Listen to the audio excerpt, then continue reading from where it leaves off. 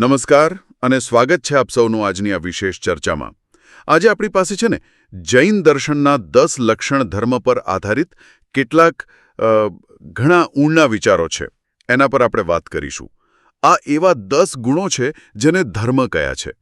હવે સામાન્ય રીતે ધર્મ એટલે શું? કોઈ રિવાજ, કોઈ માન્યતા. પણ અહીં વાત જરા જુદી છે, ખરું ને? હા, બિલકુલ.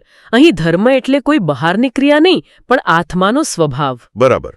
તો આ 10 ધર્મો છે: ઉત્તમ ક્ષમા, માર્દવ, આર્જવ, શૌચ, સત્ય, સંયમ, તપ, ત્યાગ, અકિંચન્ય અને બ્રહ્મચર્ય. સ્ત્રોત કહે છે કે આ ખાલી નિયમો નથી, પણ આપણા આત્માના મૂળ સ્વભાવનું જ પ્રગતિકારણ છે. સાચી વાત છે. આ આપણો સહેજ ભાવ છે. અને આ જે લખાણો છે આપણી પાસે, એ સમજાવે છે કે જ્યારે જીવ પોતાના આ સહેજ ભાવથી, એટલે કે શાંત આનંદમય સ્વભાવથી દૂર જાય, ત્યારે પેલું ક્રોધ, માન, માયા, લોભ જેવા વિકારી ભાવો આવે છે. જેને કશાય કહ્યા છે. કશાય એટલે જે કશે, જે દુઃખ આપે આત્માને. બરાબર. તો આજનો આપણો હેતુ એ છે કે દરેક ધર્મને સમજીએ, સામાન્ય અર્થથી શરૂ કરીને એના વિરોધી કશાયના મૂળ સુધી જઈએ અને એનું જે ગહન આધ્યાત્મિક રહસ્ય છે ને, એને ઉજાગર કરવાનો પ્રયાસ કરીએ. અને અત્યારે તો પર્યુષણ પર્વનો પણ સમય છે, જે આ કશાયોમાંથી પાછા વળીને સ્વભાવમાં આવવાનો એક ખાસ અવસર ગણાય. ચોક્કસ. તો ચાલો શરૂ કરીએ આ સફર. પહેલો ધર્મ છે ઉત્તમ ક્ષમા. હવે ક્ષમા એટલે શું? કોઈ ભૂલ કરે ને આપણે માફ કરી દઈએ, બસ આટલું જ? કે પછી આમાં કંઈક ઊંડું છે? બહુ સરસ મુદ્દો ઉઠાવ્યો. સામાન્ય સમજ તો એ જ છે કે બીજાના અપરાધને ભૂલી જવો, માફ કરવો. પણ જૈન દર્શન ક્ષમાને એકદમ નવા જ દૃષ્ટિકોણથી જુએ છે. એ કહે છે કે ક્ષમા એ બીજા પર કરેલો ઉપકાર નથી. જરા વિચારજો, એ પોતાના જ આત્મા પર કરેલી કૃપા છે. ઓહો, પોતાના પર કૃપા! આ તો વિચારવા જેવું છે. કોઈએ કંઈક કર્યું અને એના કારણે આપણા પોતાના આત્મામાં જ આગ લાગે છે. હવે આ ક્રોધની આગ છે ને, એ બીજાને બાળે કે ન બાળે એની ગેરંટી નથી, પણ એ સૌથી પહેલાં તો આપણા પોતાના જ્ઞાનને અને આપણી શાંતિને બાળી નાખે છે. એટલે નુકસાન તો પહેલું આપણું જ. બરાબર. ક્ષમા એ આ આગને ઓલવવાનો ઉપાય છે. એટલે એ ખરેખર તો સ્વરક્ષણ છે, બીજા પર ઉપકાર કરતા પહેલા. સમજાયું. પણ આ ક્રોધ આવે છે કેમ? એનું મૂળ ક્યાં છે? આટલો બધો ગુસ્સો કેમ આવી જાય? સ્ત્રોત બહુ સ્પષ્ટ કહે છે. ક્રોધનું મૂળ છે કર્તૃત્વનો અહંકાર. કર્તૃત્વનો અહંકાર એટલે કે મેં કર્યું અથવા મારી સાથે થયું એવો ભાવ. જ્યારે આપણે વિચારીએ, તેણે મારું અપમાન કર્યું અથવા તેણે મને નુકસાન પહોંચાડ્યું, આ જે મારું અને મને છે ને, એ કોણ છે? આ બતાવે છે કે આપણે આપણી જાતને આ દેહ માની બેઠા છીએ. આ પદ, આ પ્રતિષ્ઠા, આ સામાજિક ઓળખ, એને જ હું માની લીધો છે. આપણે આપણા શુદ્ધ, અરૂપી, જ્ઞાન સ્વભાવી આત્માને તો જાણે ભૂલી જ ગયા છીએ. એટલે જ્યાં સુધી આ દેહને જ હું માનીએ છીએ, ત્યાં સુધી તો કોઈ દેહને કંઈ કહેશે કે કરશે તો ગુસ્સો આવવાનો જ. ચોક્કસ. દેહાત્મ બુદ્ધિ જ ક્રોધનું મૂળ કારણ છે. તો પછી સાચી સમજ શું છે? આધ્યાત્મિક સત્ય શું કહે છે આ વિશે? આધ્યાત્મિક સત્ય ભેદ જ્ઞાન પર ટકેલું છે. જ્ઞાની પુરુષો જાણે છે કે જગતમાં જે કંઈ બને છે એમાં બીજી વ્યક્તિઓ કે વસ્તુઓ તો ખાલી નિમિત્ત છે, કારણ નથી. આપણા જીવનમાં જે પણ સુખ કે દુઃખ આવે છે ને, એનું અસલી કારણ તો આપણે પોતે જ ભૂતકાળમાં બાંધેલા કર્મોનો ઉદય છે. ઓહ, એટલે જે ગુસ્સો અપાવે છે એ વ્યક્તિ તો ખાલી... એ તો ખાલી પોસ્ટમેન જેવું છે. આપણા જ કર્મોની ચિઠ્ઠી લઈને આવ્યો છે. દોષ પોસ્ટમેનનો થોડો હોય. દોષ તો ચિઠ્ઠીમાં જે લખ્યું છે એનો છે, અને એ ચિઠ્ઠી લખનારા આપણે પોતે જ હતા. બરાબર. આ દૃષ્ટિએ જોઈએ તો વાત સાવ જુદી લાગે. હા. અને આત્મા તો સ્વભાવથી જ્ઞાનમય છે, આનંદમય છે. એને કોઈ સ્પર્શી નથી શકતું. એ અવિનાશી છે. જેમ કોઈ તલવાર લઈને આકાશને કાપવા જાય તો કપાય? ના. કેવી રીતે કપાય? બસ એમ જ. કોઈના ખરાબ શબ્દોથી કે ખરાબ વર્તનથી આત્માને ખરેખર કોઈ ઈજા નથી થતી. જે દુઃખ થાય છે, જે ક્રોધ આવે છે, એ તો દેહ અને અહંકાર સાથે જે આપણે એકાકાર થઈ ગયા છીએ ને, એના લીધે થાય છે. તો પછી સાચી ક્ષમા કોને કહેવાય? શું ગુસ્સાને પી જવો, દબાવી દેવો એ ક્ષમા? ના, બિલકુલ નહીં. ગુસ્સાને દબાવવો એ ક્ષમા નથી, એ તો દમન છે. અને દબાવેલી વસ્તુ તો કે ને ભવિષ્યમાં વધારે જોરથી બહાર આવે. સાચી ક્ષમા તો જ્ઞાનમાંથી આવે છે, સમજણમાંથી આવે છે. કઈ સમજણ? એ સમજણ કે આ જગતમાં કોઈ મારું કંઈ બગાડી શકતું નથી અને હું પણ કોઈનું કંઈ સુધારી શકતો નથી. દરેક જીવ પોતાના કર્મો પ્રમાણે પરિણમે છે. બરાબર. કોઈ કોઈનું કરતા હરતા છે જ નહીં. આ અકર્તાપણાની ભાવના, આ જગતની સ્વતંત્રતા, આ નિમિત્ત નૈમિત્તિક સંબંધની ઊંડી સમજ જ્યારે પ્રગટ થાય ને ત્યારે ગુસ્સો આવવાનું કારણ જ મૂળમાંથી નીકળી જાય. એ જ અવસ્થા છે, એ જ ઉત્તમ ક્ષમા છે, જે ખરેખર તો આપણને શાંતિ આપે છે. અને આ ક્ષમાને જીવનમાં લાવવા માટે મતલબ કે એની સાધના શું? પ્રેક્ટિકલી શું કરવું? જ્યારે પણ ગુસ્સો આવે એવું કોઈ નિમિત્ત બને, કોઈ પ્રસંગ બને, ત્યારે તરત જ એ જ ક્ષણે ભેદ જ્ઞાનનો પ્રયોગ કરવાનો, પોતાની જાતને યાદ કરાવવાનું. આ જે ક્રોધનો ભાવ આવ્યો છે એ પૂદગલ કર્મના ઉદયથી આવ્યો છે. એ મારો સ્વભાવ નથી. મારો સ્વભાવ તો અનંત શાંતિ છે, અનંત જ્ઞાન છે, અનંત આનંદ છે. એટલે એ ભાવથી પોતાને અલગ પાડવાનો પ્રયત્ન. સ્વભાવને સ્પર્શી નથી શકતો. આવું ચિંતન વારંવાર કરવાથી, એનો અભ્યાસ કરવાથી પેલો ક્રોધનો આવેશ ધીમે ધીમે શાંત થાય છે અને સહેજ ક્ષમાનો ભાવ પ્રગટ થાય છે. ખરેખર ક્ષમાની આટલી ઊંડી અને સ્વલક્ષી વ્યાખ્યા તો પહેલીવાર આટલી સ્પષ્ટ રીતે સમજાઈ. ખૂબ સરસ. હવે આપણે બીજા ધર્મ તરફ જઈએ. ઉત્તમ માર્દવ. માર્દવ એટલે નમ્રતા, વિનય. અને એનો વિરોધી કશાય છે માન, એટલે કે અભિમાન, અહંકાર. આમાં પણ સામાન્ય સમજ તો એ જ છે કે બીજા સાથે નમ્ર રહેવું, અહંકાર ન કરવો. શું આમાં પણ કંઈક ઊંડું છુપાયેલું છે? ચોક્કસપણે. બહારથી નમ્ર દેખાવું કે વિનયથી વર્તવું એ સારી વાત છે, સામાજિક રીતે જરૂરી પણ છે. પણ ઉત્તમ માર્દવનું મૂળ આનાથી ઘણું ઊંડું છે. એ સમજવા માટે પહેલા માન એટલે કે અભિમાનને બરાબર સમજવું પડે. માન એટલે શું? શાનો અહંકાર કરીએ છીએ આપણે? સ્ત્રોત કહે છે માન એટલે આત્માની જે વર્તમાન અવસ્થા છે, જેને પર્યાય કહે છે. જેમ કે આપણું જ્ઞાન, આપણી પદવી, આપણું કુળ, આપણું રૂપ, આપણી સંપત્તિ, આપણું બળ. આ બધી વસ્તુઓ કેવી છે? ક્ષણિક છે, બદલાતી રહે છે. કાયમ રહેતી નથી. બરાબર. તો આ નાશવંત વસ્તુઓના આધારે જ્યારે આપણે પોતાને બીજા જીવો કરતાં શ્રેષ્ઠ માનવા લાગીએ છીએ ત્યારે માન કશાય પેદા થાય છે. આ શું બતાવે છે? એ બતાવે છે કે આપણી દ્રષ્ટિ આત્માના શાશ્વત ત્રિકાળી સ્વભાવ પર, જેને દ્રવ્ય કહે છે, તેના પર નથી. આપણી દ્રષ્ટિ પેલી ક્ષણભંગુર અવસ્થાઓ પર, પર્યાયો પર જ અટકી ગઈ છે. ઓહ, એટલે અભિમાનનું કારણ પણ આપણી દ્રષ્ટિની ભૂલ જ છે. આપણે જે શાશ્વત છે એના બદલે જે ક્ષણિક છે એના પર ફોકસ કરીએ છીએ. સમાન છે. દરેક જીવમાં, નાનામાં નાના જીવમાં પણ સિદ્ધ ભગવાન બનવાની અનંત શક્તિ પડેલી છે. બધામાં એ પોટેન્શિયલ છે. હા. કોઈ અત્યારે મનુષ્ય છે, કોઈ દેવ છે, કોઈ પશુ છે, કોઈ નારકીમાં છે. આ બધી તો કર્મના ઉદયથી મળેલી અલગ અલગ અવસ્થાઓ છે, પર્યાયો છે. એ તો બદલાયા કરવાની.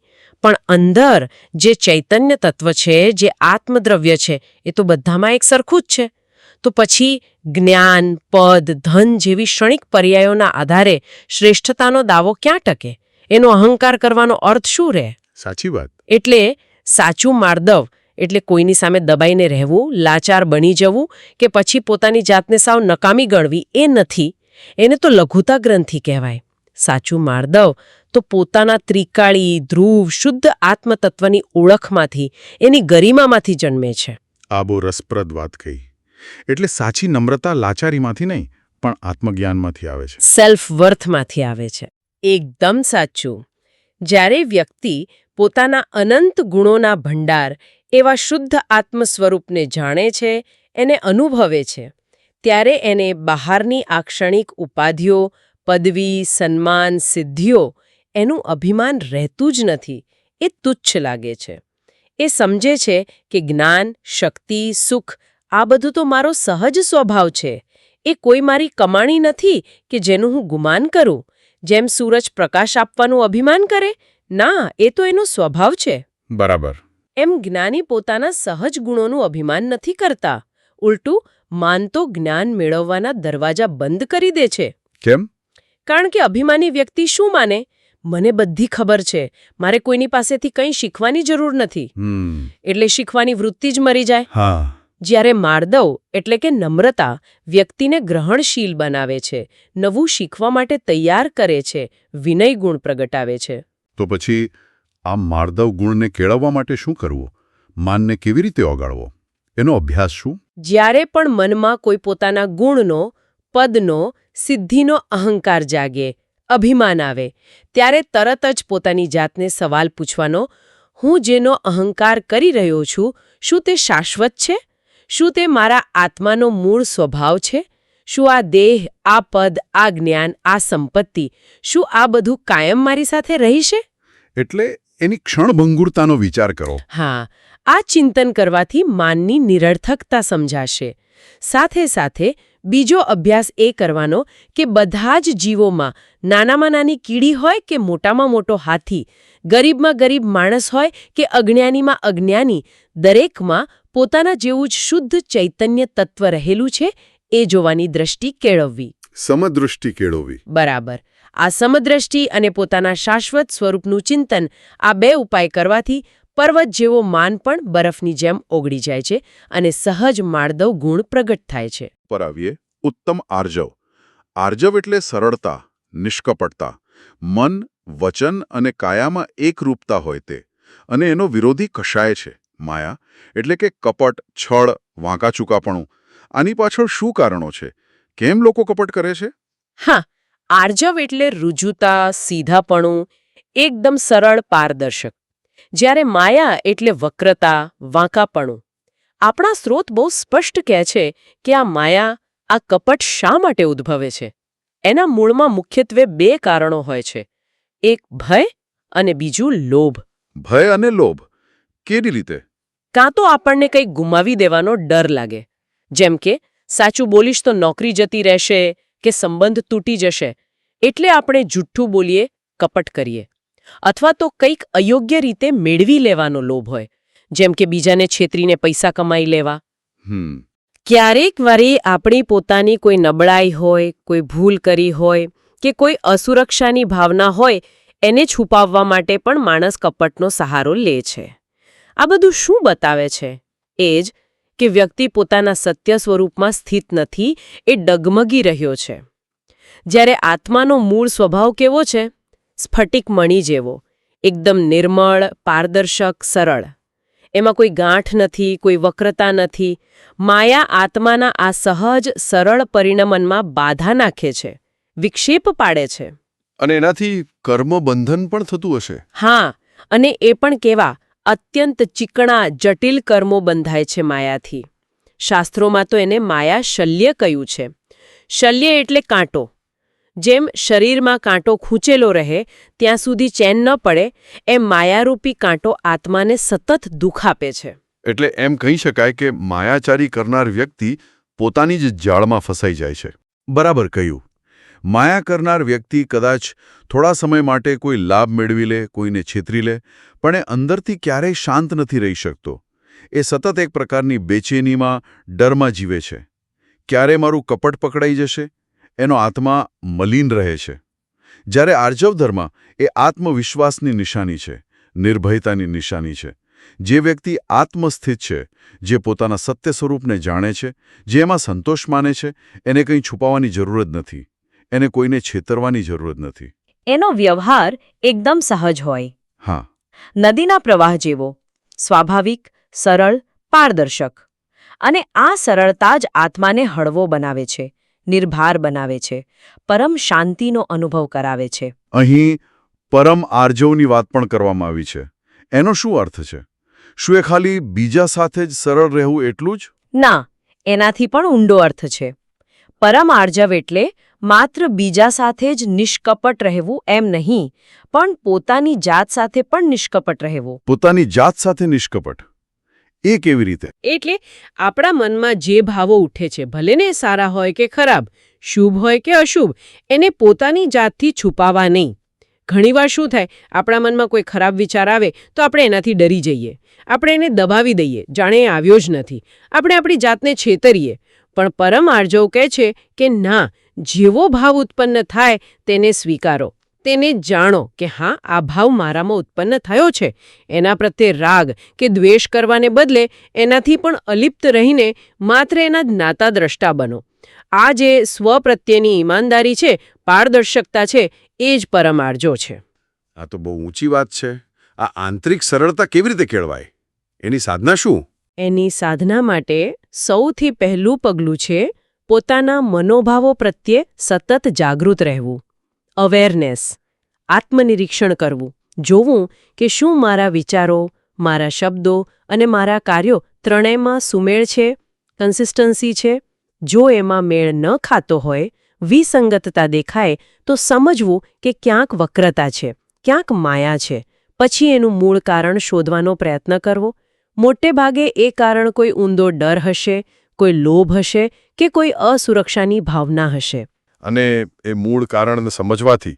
હા, એ મૂળ કારણને સમજવાથી અને સાથે સાથે હું તો માત્ર જાણનારો જોનારો આત્મા છું, આ ભાવો મારા સ્વભાવ નથી, એવા ભેદજ્ઞાનના અભ્યાસથી પેલા કારણો ધીમે ધીમે નબળા પડે છે અને આર્જો ગુણ સહજ રીતે પ્રગટ થવા લાગે છે. ઉત્તમ. સરળતાનો આટલો ગહન અને વ્યાપક અર્થ સમજાયો. હવે ચોથા ધર્મ પર આવીએ, ઉત્તમ શૌચ. શૌચ એટલે સામાન્ય રીતે આપણે શુદ્ધિ, પવિત્રતા, સ્વચ્છતા સમજીએ છીએ. શરીરની, કપડાની, ઘરની સાફ સફાઈ. શું જૈન દર્શનમાં આનો કોઈ ખાસ અર્થ છે? હા, બહારની શુદ્ધિ, સ્વચ્છતાનું મહત્વ તો છે જ. જૈન ધર્મમાં પણ એ સ્વીકારાયું છે, કારણ કે એ આપણા સ્વાસ્થ્ય માટે અને માનસિક પ્રસન્નતા માટે જરૂરી છે. શરીર સ્વચ્છ હોય, જગ્યા સ્વચ્છ હોય તો મન પણ થોડું સારું રહે. પરંતુ ઉત્તમ શૌચ ધર્મનો જે પરમાર્થ અર્થ છે, એટલે કે એનો મૂળભૂત અને આધ્યાત્મિક અર્થ છે લોભ કશાયનો પૂરેપૂરો અભાવ. લોભનો અભાવ. શૌચ એટલે લોભનો અભાવ. આ કેવી રીતે જોડાયેલું છે? જુઓ, શૌચ એટલે શું? પવિત્રતા, નિર્મળતા. હવે વિચારો, આત્માની સૌથી મોટી અપવિત્રતા કઈ? આત્મા પર લાગેલો સૌથી મોટો મેલ કયો? તો જૈન દર્શન કહે છે એ લોભ વૃત્તિ છે. લોભને આટલો મોટો મેલ ગણ્યો છે, શા માટે? કારણ કે લોભ એટલે શું? હજુ વધારે જોઈએ, હજુ વધારે જોઈએ. આ એક એવી તરસ છે જે ક્યારેય छिपाતી નથી. અતૃપ્ત તૃષ્ણા છે, વસ્તુઓ પ્રત્યેની આસક્તિ, મમત્વ ભાવ. અને આ તૃષ્ણા, આ લોભ જન્મે છે ક્યાંથી? એ જન્મે છે મૂળભૂત મિથ્યાત્વમાંથી. એટલે કે એવી ઊંધી માન્યતામાંથી કે સાચું સુખ, સાચી શાંતિ, સાચી પૂર્ણતા બહારના પદાર્થોમાં છે. ધન ભેગું કરવાથી, સંપત્તિ મેળવવાથી, સત્તા ભોગવવાથી, ઇન્દ્રિયોના ભોગ ભોગવવાથી સુખ મળશે, આવી ભ્રમણામાંથી લોભ જન્મે છે. એટલે જ્યાં સુધી આ ભ્રમ છે ત્યાં સુધી માણસ બહાર જ ભટકતો રહેશે સુખ માટે. બરાબર. એક ભિખારીની જેમ સુખનો કટોરો લઈને બહાર ભીખ માંગતો ફરે છે. પદાર્થો પાછળ દોડ્યા કરે છે, પણ સાચો સંતોષ ક્યારેય મળતો નથી. આ જે અંદરની અતૃપ્તતા છે, અસંતોષ છે, એ જ આત્માની મલિનતા છે, અપવિત્રતા છે. તો પછી ઉત્તમ શૌચ શું છે? સાચી શુદ્ધતા કોને કહેવાય? ઉત્તમ શૌચ એ આત્મસંતોષ છે, સ્વયંપૂર્ણતાનો અનુભવ છે. જ્યારે સાધકને પોતાના જ્ઞાન સ્વભાવી, આનંદ સ્વભાવી આત્માની ઓળખ થાય છે, જ્યારે એને એવી પાક્કી ખાતરી થાય છે કે અરે, સુખનો સાગર તો મારી અંદર જ છલકાઈ રહ્યો છે, હું પોતે જ અનંત સુખનો માલિક છું, ત્યારે શું થાય? ત્યારે બહારની વસ્તુઓની જરૂર જ ના લાગે. બરાબર. ત્યારે બહારના ક્ષણિક, જડ પદાર્થો પ્રત્યેની લાલસા આપોઆપ ઓસરી જાય છે. જેમ સૂરજ ઉગે ને અંધારું ભાગી જાય, એમ આત્મસંતોષરૂપી સૂર્ય ઉગે એટલે લોભરૂપી અંધકાર દૂર થઈ જાય. આ જ સાચી આંતરિક શુદ્ધતા છે. આ જ ઉત્તમ શૌચ છે. ટૂંકમાં કહેવું હોય તો લોભ એટલે પરદ્રવ્યમાં, એટલે કે બીજા પદાર્થોમાં સુખ છે એવી માન્યતા, અને શૌચ એટલે સ્વદ્રવ્યમાં, એટલે કે પોતાના આત્મામાં જ સાચું શાશ્વત સુખ છે એવી દ્રઢ શ્રદ્ધા અને અનુભૂતિ. તો આ લોભ વૃત્તિ પર કાબૂ મેળવવા અને શૌચ ધર્મ કેળવવા માટે શું કરવું જોઈએ? સૌથી પહેલા તો આપણી જરૂરિયાતો, નીડ્સ કઈ છે અને આપણી ઈચ્છાઓ, વોન્ટ્સ કઈ છે એ બે વચ્ચેનો ભેદ સમજવાનો પ્રયત્ન કરવો. મોટાભાગનો લોભ આપણી ઈચ્છાઓમાંથી જન્મે છે, જરૂરિયાતોમાંથી નહીં. ત્યારે થોભીને વિચારવું, શું આ વસ્તુ મને ખરેખર હંમેશ માટેનું સુખ આપશે? શું મારું સુખ આ બહારની વસ્તુ પર આધાર રાખે છે કે મારા પોતાના સ્વભાવ પર? સંતોષ વૃત્તિ કેળવવી. જે મળ્યું છે, જેટલું મળ્યું છે, એમાં આનંદ માનતા શીખવું. અને હું પરિપૂર્ણ છું, હું જ્ઞાન અને આનંદ સ્વભાવી આત્મા છું, આવા સ્વરૂપ ચિંતનનો અભ્યાસ કરવો. આ અભ્યાસથી ધીમે ધીમે લોભની પકડ ઢીલી પડે છે અને આત્મિક શુદ્ધતા એટલે કે શૌચ ગુણ વધે છે. અદ્ભુત. હવે 5મા ધર્મ પર આવીએ. ઉત્તમ સત્ય. સત્ય એટલે સાચું બોલવું, જૂઠું ન બોલવું. આ અર્થ તો બધાને ખબર જ છે. આમાં કોઈ ખાસ ગહેનતા છે? હા, તમે કહ્યું એમ વાણીનું સત્ય એટલે કે જેવું જોયું હોય, જાણ્યું હોય, અનુભવ્યું હોય તેવું જ કહેવું એ વ્યવહાર સત્ય છે. અને એ સમાજમાં અને વ્યક્તિગત જીવનમાં ખૂબ જ મહત્વનું છે. એના વગર તો વિશ્વાસ જ ન ટકે. પરંતુ જૈન દર્શન પરમાર્થ સત્યની વાત કરે છે, જે આ વ્યવહાર સત્યથી પણ ઘણું ઊંડું છે. પરમ સત્ય શું છે? એ છે આત્માનું સ્વસંવેદન, પોતાના શુદ્ધ સ્વરૂપનો અનુભવ. આત્માનો અનુભવ એ જ પરમ સત્ય. હા, હું એક જ્ઞાયક સ્વભાવી, પરમાનંદમય, ત્રિકાળી ધ્રુવ શુદ્ધ આત્મા છું. આ જે અનુભૂતિ છે, આ જે પ્રતીતિ છે, એ જ પરમાર્થ સત્ય છે. જે વ્યક્તિ આ પરમ સત્યમાં સ્થિર થાય છે, જેને પોતાના આત્મ સ્વરૂપનું ભાન વર્તે છે, એના વચનો પછી આપોઆપ સાચા, પ્રિય અને હિતકારી બની જાય છે. એને પછી જૂઠું બોલવાની જરૂર જ પડતી નથી. એવું કેમ? જે સત્યમાં સ્થિર છે એને જૂઠું બોલવાની જરૂર કેમ ન પડે? કારણ કે આપણા સ્ત્રોત કહે છે કે અસત્યનો જન્મ હંમેશા ક્યાંથી થાય છે? કશાયોમાંથી. કાં તો ક્રોધને છુપાવવા, કાં તો માન જાળવી રાખવા, કાં તો માયા એટલે કે કપટ કરવા માટે, અથવા તો લોભથી કંઈક મેળવવા માટે. આ ચારમાંથી કોઈક કારણસર જ વ્યક્તિ જૂઠું બોલે છે. હા, કોઈ ડર હોય, કોઈ લાલચ હોય કે પોતાનો અહંકાર સાચવવો હોય. બરાબર. પણ જે જ્ઞાની છે, જે આત્મસ્થિત છે, એ પોતાના સ્વભાવમાં એટલો દ્રઢ હોય છે કે એ નિર્ભય હોય છે. એને કંઈ ખોટું થઈ જવાનો ડર નથી લાગતો, કંઈ ગુમાવવાનો ભય નથી, કંઈ મેળવવાની લાલસા નથી. એ સમજે છે કે સત્ય જ આત્માનું અસલી બળ છે. એટલે એના માટે જૂઠું બોલવાનું કોઈ કારણ જ બચતું નથી. અને એનાથી પણ આગળ વધીને જૈન દર્શન કહે છે કે વસ્તુનું જેવું સ્વરૂપ છે એને તેવું જ જાણવું, તેવું જ માનવું અને તેવું જ અનુભવવું એ જ સાચું સત્ય છે. આત્મા જાણનારો છે અને બાકી બધું જગત જાણવાની વસ્તુ જ્ઞેય છે. આ જે ભેદ જ્ઞાન છે, આ જે યથાર્થ સમજ છે, એને સ્વીકારવી એ જ ઉત્તમ સત્ય ધર્મનું હાર્દ છે. તો સત્ય ધર્મની સાધનામાં ખાલી જૂઠું ન બોલવું એટલું જ પૂરતું નથી. બીજું શું ધ્યાન રાખવું? સાધના તરીકે સ્થૂળ જૂઠ તો બોલવાનું જ નથી, એ તો પહેલી શરત છે. પણ એ સિવાય અર્ધ સત્ય, જે અડધું સાચું હોય પણ ભ્રમ પેદા કરે, એ પણ ન બોલવું. કડવું સત્ય, જે ભલે સાચું હોય પણ જો એનાથી બીજાને અત્યંત પીડા થતી હોય અને એનું ભયંકર અહિત થતું હોય તો એ પણ ટાળવું. એટલે સત્ય, પ્રિય અને હિતકારી પણ હોવું જોઈએ. હા, નિંદા, ચાડી ચુગલી, કઠોર વચનો, વ્યંગમાં બોલવું, આ બધા પણ વાણીના દોષો છે. એનાથી પણ બચવું જોઈએ. બોલતા પહેલા હંમેશા વિચારવું, આજે હું બોલવા જઈ રહ્યો છું, શું તે સત્ય છે? શું તે પ્રિય છે? શું તે હિતકારી છે? અને શું તે અત્યારે બોલવું જરૂરી છે? વાણીનો સંયમ રાખવો, ઓછું બોલવું, મધુર બોલવું અને જ્યાં જરૂર ન હોય ત્યાં મૌન ધારણ કરવું, આ સત્યની શ્રેષ્ઠ સાધના છે. મૌનથી આપણી વાણીની શક્તિનો ખોટો વ્યય અટકે છે અને શક્તિ આત્મચિંતનમાં ઉપયોગી થાય છે. બહુ સરસ. હવે છઠ્ઠો ધર્મ છે ઉત્તમ સંયમ.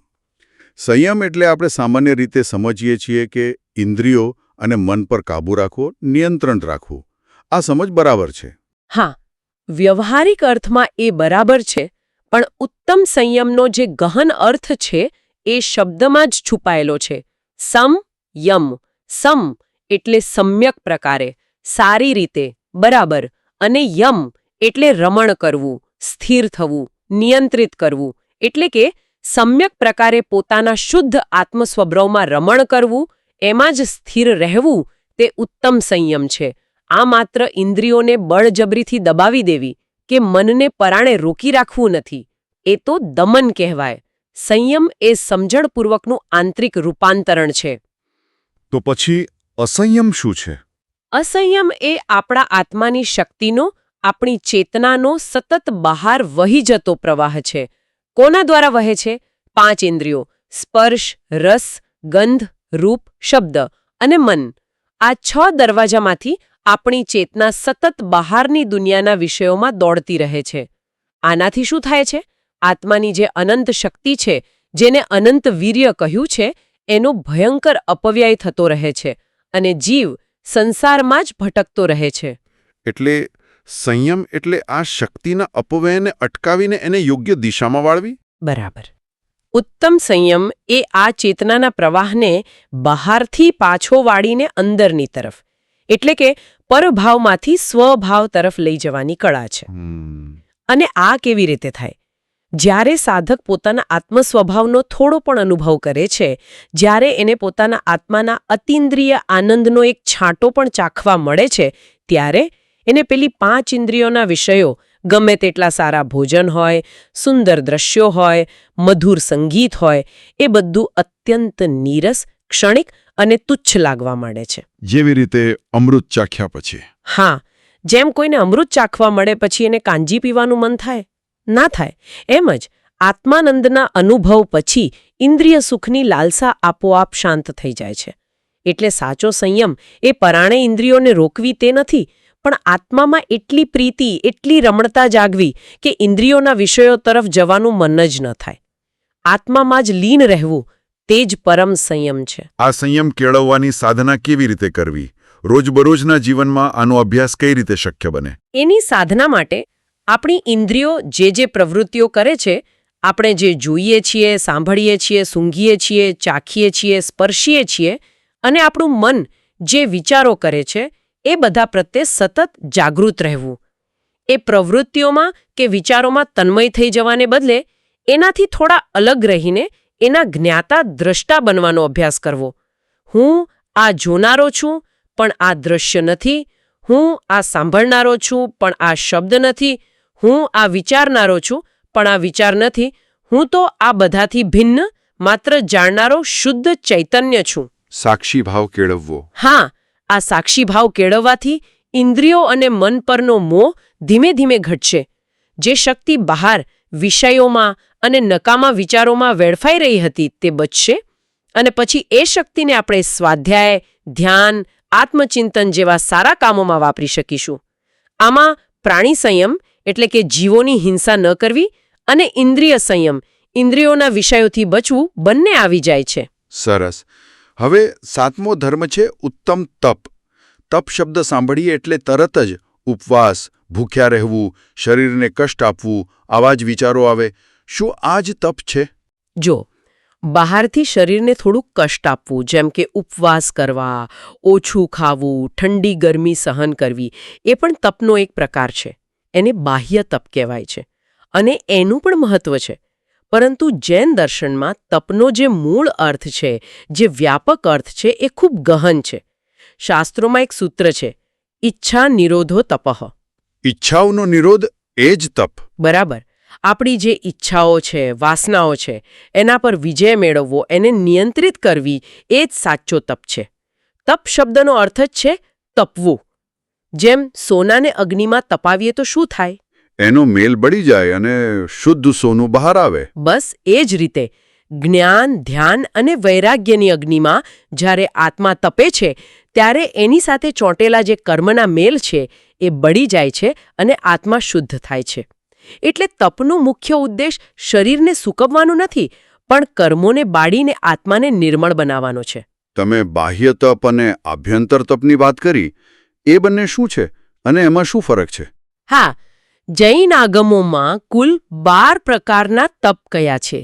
6 બાહ્ય તપ છે, જે મોટે ભાગે શરીર અને ઇન્દ્રિયો સાથે જોડાયેલા છે, જેમ કે અનશન, ઉપવાસ, ઉણોદરી, ભૂખ કરતાં ઓછું ખાવું, વૃત્તિ પરિસંખ્યાન, ભિક્ષા લેવા જતા પહેલા કોઈ નિયમ લેવો, જેમ કે આજે આટલા જ ઘરે જઈશ, રસ પરિત્યાગ, ઘી, દૂધ, તેલ, ગોળ જેવી સ્વાદિષ્ટ વસ્તુઓનો ત્યાગ. વિવિક્ત શય્યાસન, એકાંત અને શાંત જગ્યાએ સૂવું બેસવું, અને કાયક્લેશ, શરીરને આસનો દ્વારા કે ઠંડી ગરમી સહન કરીને કષ્ટ આપવું. આ બાહ્ય તપ મનને કાબૂમાં રાખવા અને ઇન્દ્રિયો પર નિયંત્રણ લાવવામાં મદદ કરે છે. પણ એનાથી પણ વધારે મહત્વના છે 6 આભ્યંતર તપ, જે સીધા આત્માની શુદ્ધિ સાથે જોડાયેલા છે. કયા કયા? પ્રાયશ્ચિત, જાણે અજાણે થયેલ ભૂલોનું પશ્ચાતાપ કરવો અને ફરી ન થાય એનો સંકલ્પ કરવો. વિનય, સમ્યક દર્શન, જ્ઞાન, ચારિત્ર્ય અને ગુરુજનો પ્રત્યે આદરભાવ રાખવો. વૈયાવૃત્ય, આચાર્ય, ઉપાધ્યાય, સાધુ અને સાધર્મિકોની સેવા શુશ્રૂષા કરવી.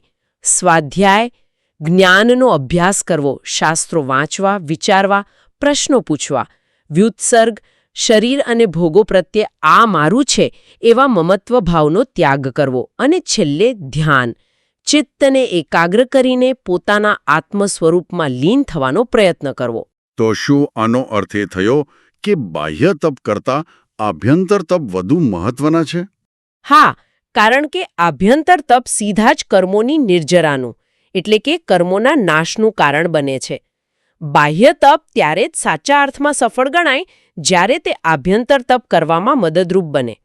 દાખલા તરીકે કોઈ વ્યક્તિ ઉપવાસ કરે પણ એનું મન આખો દિવસ ખાવા પીવાના વિચારોમાં જ ભટકતું રહે, કે પછી એ બીજા પર ગુસ્સો કરતો રહે, અભિમાન કરતો રહે, તો એનો એ બાહ્ય તપ ખાલી શરીરને કષ્ટ આપવા જેવો જ થયો. એનાથી આત્મશુદ્ધિ ન થઈ. ભાવશુદ્ધિ જરૂરી છે. બરાબર. સાચો તપસ્વી એ છે જે પોતાની ઈચ્છાઓ પર, વાસનાઓ પર, કશાયો પર કાબૂ મેળવે. અને આ બારે તપોમાં ધ્યાન એ સર્વશ્રેષ્ઠ આભ્યંતર તપ ગણાય છે. કેમ? કારણ કે ધ્યાનમાં સાધક કોઈ બહારની ક્રિયા કર્યા વગર સીધો જ પોતાના શુદ્ધ આત્મ સ્વરૂપમાં સ્થિર થવાનો પ્રયત્ન કરે છે, અને એનાથી સીધા જ અનંત કર્મોની નિર્જરા થઈ શકે છે. તો ઉત્તમ તપની સાધના માટે શું કરવું જોઈએ? શું ખાલી ઉપવાસ કરવા પૂરતા છે? ના, ખાલી ઉપવાસ પૂરતા નથી. સાધકે પોતાની શક્તિ અને શરીરની ક્ષમતા પ્રમાણે બાહ્ય તપ જરૂર કરવા જોઈએ. કારણ કે એનાથી ઇન્દ્રિયો કાબૂમાં આવે છે, સંકલ્પ શક્તિ વધે છે. પણ મુખ્ય ભાર તો આભ્યંતર તપ પર જ રાખવો જોઈએ. ખાસ કરીને દરરોજ નિયમિત રીતે સ્વાધ્યાય કરવો, એટલે કે આત્મ સ્વરૂપ શું છે, કર્મ સિદ્ધાંત શું છે એનું જ્ઞાન મેળવવું, અને ધ્યાનનો અભ્યાસ કરવો. હું આ દેહ નથી, દેહને થતી પીડાઓ પણ મારી નથી. હું તો આ બધાને માત્ર જાણનારો શુદ્ધ ચૈતન્ય છું. આવા ભેદજ્ઞાનનો અભ્યાસ કરવો અને પોતાની ઈચ્છાઓ પ્રત્યે જાગૃત રહીને એને કાબૂમાં રાખવી, આ જ ઉત્તમ તપની સાચી સાધના છે. સરસ. હવે 8મો ધર્મ છે ઉત્તમ ત્યાગ. ત્યાગ એટલે સામાન્ય રીતે આપણે સમજીએ છીએ કે દાન કરવું, વસ્તુઓ છોડી દેવી, પોતાની પાસે જે હોય એમાંથી બીજાને આપવું, પરિગ્રહ ઓછો કરવો. શું આ સમજ બરાબર છે? હા, બહારની વસ્તુઓ જેમ કે ધન, સંપત્તિ, વસ્ત્રો વગેરે જે આપણી પાસે જરૂરિયાત કરતાં વધારે હોય તે જરૂરિયાતમંદને આપવું અથવા તેનો સંગ્રહ ન કરવો એ ત્યાગનો એક મહત્વનો ભાગ છે. એને આપણે દાન કહી શકીએ અથવા અપરિગ્રહ તરફનું એક પગલું કહી શકીએ. પરંતુ ઉત્તમ ત્યાગનો અર્થ આનાથી ઘણો વિશાળ અને ઊંડો છે. ત્યાગ એ ખાલી બહારની વસ્તુઓને ભૌતિક રીતે છોડી દેવાનું નામ નથી. એ મુખ્યત્વે એ વસ્તુઓ પ્રત્યે આપણા મનમાં જે આંતરિક મમત્વ ભાવ છે, એટલે કે આ મારું છે, આનો માલિક હું છું, એવા ભાવનો ત્યાગ છે. ઓહ, એટલે વસ્તુ છોડવા કરતાં એના પરનો મારુંપણાનો ભાવ છોડવો એ વધુ મહત્વનું છે. બિલકુલ. કોઈ વ્યક્તિ કદાચ કરોડો રૂપિયાની સંપત્તિનું દાન કરી દે, પણ જો એના મનમાં એમને એમ રહ્યા કરે કે વાહ, મેં કેટલું મોટું દાન કર્યું, અથવા એ દાનના બદલામાં લોકો મારી વાહ કરે, મને માન સન્માન મળે કે મને પુણ્ય બંધાય એવી અપેક્ષા રાખે, તો એ વાસ્તવમાં સાચો ત્યાગી નથી. એણે વસ્તુ છોડી પણ મમત્વ અને અહંકાર નથી છોડ્યા. એટલે ત્યાગમાં પણ ભાવનાનું જ મુખ્ય મહત્વ છે. પેલો કર્તાપણાનો ભાવ છોડવો એ જ સાચો ત્યાગ. એકદમ સાચું. પરમ ત્યાગ તો કર્તૃત્વ ભાવનો ત્યાગ છે. મેં દાન આપ્યું, મેં આટલું બધું છોડી દીધું, મેં આટલા ઉપવાસ કર્યા, આ જે મેં કર્યું વાળો ભાવ છે ને, એ પણ એક સૂક્ષ્મ અહંકાર છે. એ ત્યાગના સાચા ફળને એટલે કે આત્મિક શાંતિને આવવા દેતો નથી. જ્ઞાની પુરુષ તો શું સમજે છે? એ સમજે છે કે આત્મા તો સ્વભાવથી જ અસંગ છે, અલિપ્ત છે. કોઈ પણ પરદ્રવ્ય એટલે કે આત્મા સિવાયની જગતની કોઈ પણ વસ્તુ, આપણો આ દેહ પણ, એ ક્યારે મારું હતું જ નહીં, આજે મારું છે જ નહીં અને ભવિષ્યમાં મારું થવાનું પણ નથી. બધું સંયોગ માત્ર છે. હા, આ સનાતન સત્યનું જ્યારે ભાન થાય અને એ ભાન સાથે જ્યારે વસ્તુઓ પ્રત્યે અને કર્મોના ફળ પ્રત્યેનો મારું ભાવ ઓગળી જાય છે, ત્યારે સાચો સહજ ત્યાગ પ્રગટ થાય છે. અને સ્ત્રોત એમ પણ કહે છે કે સૌથી મોટો અને સૌથી અગત્યનો ત્યાગ જો કોઈ હોય તો તે છે આપણા પોતાના વિકારી ભાવોનો ત્યાગ. ક્રોધ, માન, માયા, લોભ, આ જે નકારાત્મક અને અશુદ્ધ ભાવો છે ને, એનો ત્યાગ કરવો. કારણ કે આ ભાવો જ તો નવા કર્મો બાંધવાનું મૂળ કારણ છે. તો ઉત્તમ ત્યાગની સાધના કેવી રીતે થઈ શકે? એની સાધના માટે પહેલું પગલું એ છે કે આપણી પાસે જે કંઈ પણ વસ્તુઓ છે, ઘર, કુટુંબ, સંપત્તિ, આપણું શરીર સુદ્ધા, એને મારી ન માનતા. એમ સમજવું કે આ બધું મારા ઉપયોગ માટે અથવા મારા કર્મના ઉદયથી અમુક સમય માટે મળેલા સંયોગો માત્ર છે.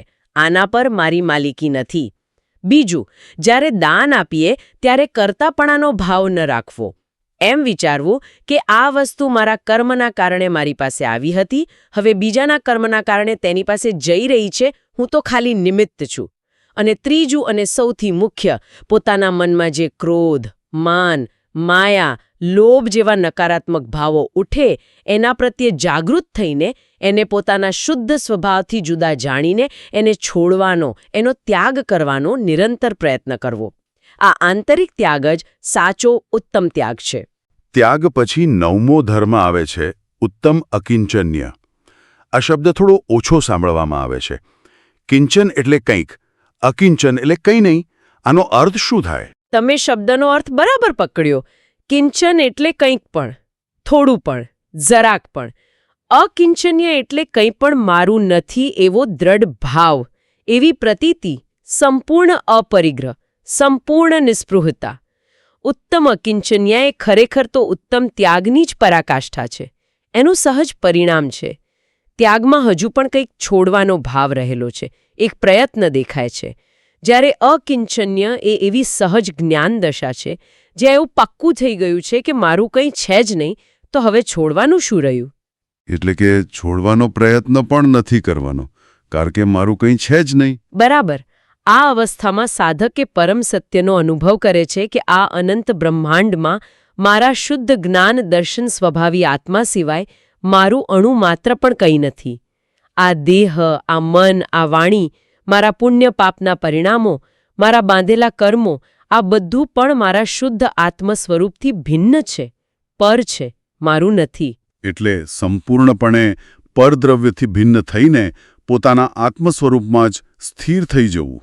હા, અકિંચન એટલે પરદ્રવ્યમાં કિંચિત માત્ર પણ મારુંપણું ન હોવું, મમત્વ ભાવ ન હોવો. આત્મા પોતે જ જ્ઞાન, દર્શન, સુખ અને વીર્યનો અનંત ભંડાર છે. એ એક અખંડ, સ્વયંપૂર્ણ દ્રવ્ય છે. એને પૂર્ણ થવા માટે, સુખી થવા માટે બહારની કોઈ વસ્તુની, કોઈ વ્યક્તિની કે કોઈ પરિસ્થિતિની સહેજ પણ જરૂર નથી. આ જે આત્મપૂર્ણતાનો અનુભવ છે, આ જે સ્વાવલંબન છે, આ પરમ સ્વતંત્રતાનો અનુભવ છે, એ જ ઉત્તમ અકિંચન્ય ધર્મ છે. આ અવસ્થામાં સાધક એટલો નિર્ભાર થઈ જાય છે, એટલો હળવો થઈ જાય છે કે એને પરમ શાંતિનો અનુભવ થાય છે. એ માત્ર શુદ્ધ જ્ઞાતા દ્રષ્ટાભાવમાં સ્થિર થઈ જાય છે. પછી જગતની કોઈ વસ્તુ એને આકર્ષી નથી શકતી કે વિચલિત નથી કરી શકતી. આ અકિંચન્ય ભાવ કેવી રીતે કેળવાય? એની સાધના શું છે? એની સાધના માટે નિરંતર આત્મચિંતન કરવું પડે.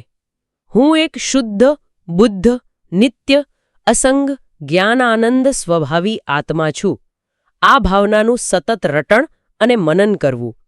દેહ અને બીજા જે સંયોગો આપણને મળ્યા છે, ભલે એ આપણને ગમતા હોય કે ન ગમતા હોય, એનાથી પોતાપણાનો ભાવ, એના પ્રત્યે રાગ દ્વેષનો ભાવ દૂર કરવાનો પ્રયત્ન કરવો. વારંવાર પોતાની જાતને પૂછવું, જો આ દેહ, જે જન્મથી મારી સાથે છે એ પણ અંતે મારો સાથ છોડી દેવાનો છે એ પણ ખરેખર મારો નથી, તો પછી આ જગતમાં બીજી કઈ વસ્તુ મારી હોઈ શકે? આવા વૈરાગ્ય ભાવ અને ભેદ જ્ઞાનના ઊંડા વિચારથી અકિંચન્ય ભાવ ધીમે ધીમે દ્રઢ બને છે. અને હવે આપણે આવી પહોંચ્યા છીએ 10મા અને અંતિમ ધર્મ પર, ઉત્તમ બ્રહ્મચર્ય. બ્રહ્મચર્ય શબ્દ સાંભળીએ એટલે સામાન્ય રીતે મનમાં આવે કે સ્ત્રી સંગનો ત્યાગ, વિષય વાસના પર નિયંત્રણ, ખાસ કરીને મૈથુન ક્રિયાનો ત્યાગ. શું આ જ એનો મુખ્ય અર્થ છે?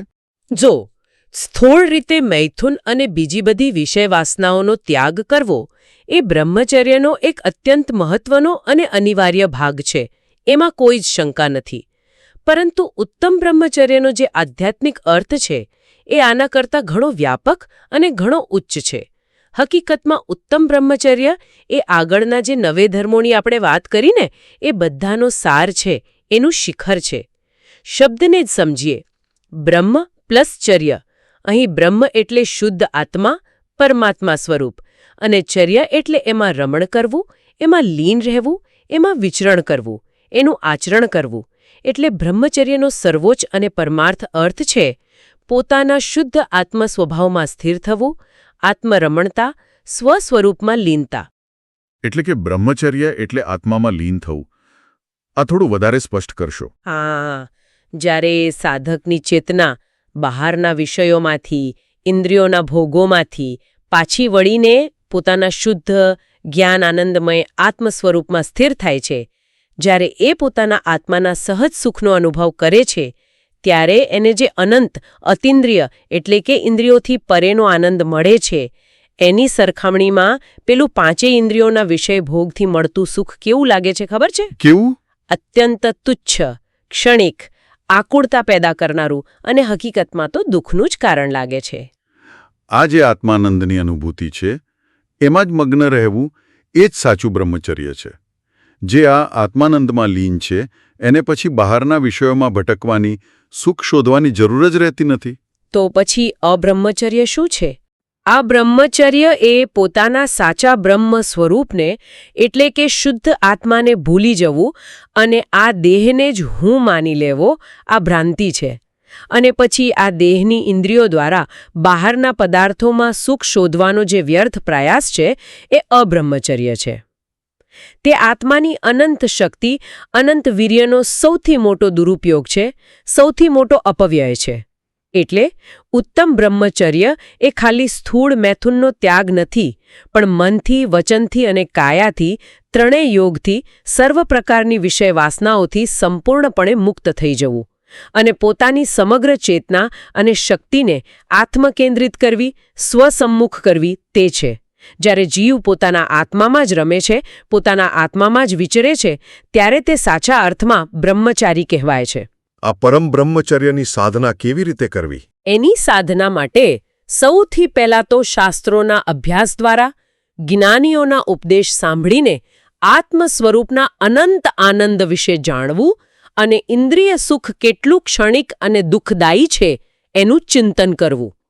વીતરાગી મહાપુરુષો, તીર્થંકરો, સાધુ ભગવંતોના જીવનમાંથી પ્રેરણા લેવી.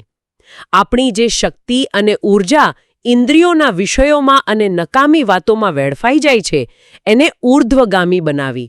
કેવી રીતે?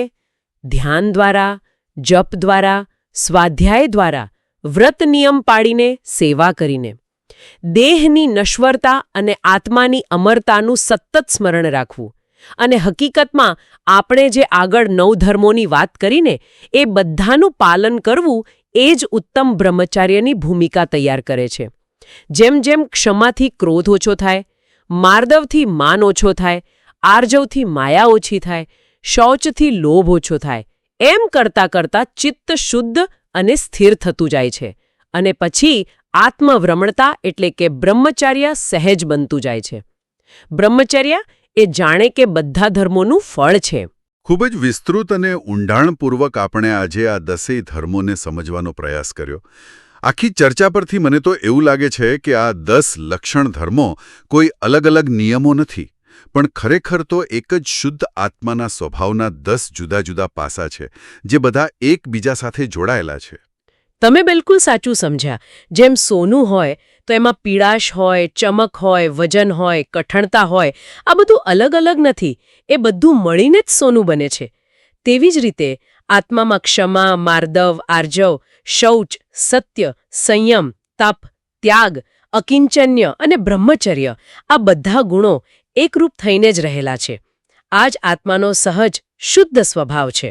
અને એ પણ સ્પષ્ટ થયું કે મૂળમાં તો પેલી 4 કશાયો જ છે: ક્રોધ, માન, માયા અને લોભ, જે આત્માના આ શુદ્ધ સ્વભાવને ઢાંકી દે છે, એને મલિન કરે છે અને આપણને સંસારમાં ફટકાવે છે.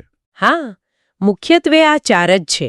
જેમ જેમ ભેદ જ્ઞાન દ્વારા અને પોતાના પુરુષાર્થ દ્વારા આ કશાયો નબળા પડતા જાય છે અને છેવટે નાશ પામે છે, તેમ તેમ પેલો આત્માનો સહેજ સ્વભાવ એટલે કે આ 10 ધર્મો એ આપોઆપ જીવનમાં પ્રગટ થવા લાગે છે. એના માટે અલગથી કંઈ કરવાની જરૂર નથી રહેતી. એટલે સૌથી અગત્યની વાત એ છે કે આપણે ખાલી બહારની ક્રિયાઓ કે રીતિરિવાજોમાં જ અટવાઈ ન રહીએ, પણ આ 10 ધર્મોના મૂળમાં જે આપણો પોતાનો શુદ્ધ આત્મ સ્વભાવ રહેલો છે એને ઓળખવાનો અને એને પામવાનો નિરંતર પ્રયત્ન કરીએ. પોતાના આ વિકારી ભાવોને, આ કશાયોને ઓળખવા, એમને પોતાના સ્વભાવથી જુદા જાણવા, એમને દૂર કરવાનો સંકલ્પ કરવો અને પોતાના શુદ્ધ, શાંત, જ્ઞાનમય, આનંદમય સ્વભાવમાં સ્થિર થવાનો પ્રયત્ન કરવો, એ જ સાચી ધર્મારાધના છે. પછી ભલે ને એ પર્યુષણ પર્વના દિવસો હોય કે વર્ષના બીજા કોઈ પણ દિવસો. અને અંતે શ્રોતાઓ માટે એક નાનો વિચાર મૂકીને આપણે વિરામ લઈએ. શું એ ગંભીરતાથી વિચારવા જેવું નથી કે જે શાશ્વત, અવિનાશી, નિરાકુળ સુખની શોધમાં આપણે આખી જિંદગી બહાર ભટકીએ છીએ, ક્યારેક પદાર્થોમાં, ક્યારેક વ્યક્તિઓમાં, ક્યારેક પરિસ્થિતિઓમાં, તે ખરેખર બહાર ક્યાંય છે જ નહીં. એ સુખનો અનંત સાગર તો આપણી અંદર જ છે, આપણા પોતાના આત્મ સ્વરૂપમાં છલકાઈ રહ્યો છે. જરૂર છે ફક્ત એને ઓળખવાની, એમાં સ્થિર થવાની, એમાં જ રમણતા કેળવવાની. એ જ મુક્તિનો રાજમાર્ગ છે. આ જ કદાચ આ 10 લક્ષણ ધર્મોનો અંતિમ અને પરમ સંદેશ છે.